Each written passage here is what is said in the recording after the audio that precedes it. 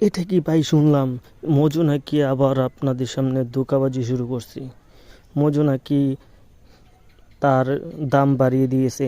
মোটেও কি আদৌ কি তা সত্য নাকি মিথ্যা তা যাচাই করতে হবে।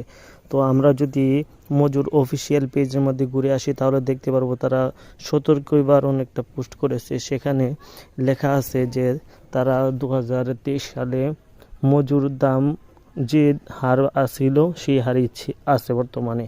কিন্তু আমরা তার অনেকেই অনেকভাবে উল্টাপাল্টা কথা বলতেছি। তো আসলে যেটা সত্য সেটা হলো যে মজু কোম্পানি 1 টাকা হলেও তো দিচ্ছে, প্রতি মজু প্রতি 1 টাকা করে হলেও দিচ্ছে। কিন্তু অন্য কোম্পানিও তো আছে, তারা তো 1 টাকা করেও দেয় না। কিন্তু দিচ্ছে তো, তারা 1 টাকা করে হলেও দিচ্ছে। কিন্তু আসলে যে মজুর দাম বাড়িয়েছে আসলে সেটা সত্য নয়। মজুর দাম যেটা ছিল এখনও তাই আছে। 1 লিটারের দাম 60 টাকা, এখনও 1 লিটারের দাম 60 টাকা। তো অনেকেই এর ব্যাপারে বিভিন্নভাবে বিভিন্ন অপপ্রচার করছে। তো আমি সকলকেই অনুরোধ করব, আসলে মজু কারোর সাথে ধোঁকাবাজি করে নাই, করবেও না। যদি করেও থাকে তাহলে তারা তো অন্তত অসহায় যারা মুসলমান আছে, ফিলিস্তিন মুসলমান আছে, তাদেরকে 1 টাকা করে হলেও তো সাহায্য করতেছে।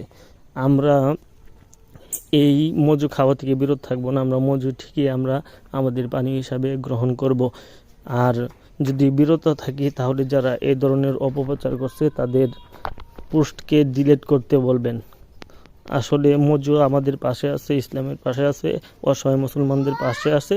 আপনারাও মজুর পাশে থাকবেন, অসহায় মুসলমানদের পাশে থাকবেন। তো এই ভিডিওটা আপনাদের সামনে পৌঁছানোর জন্য রেকর্ড করলাম বা দিলাম।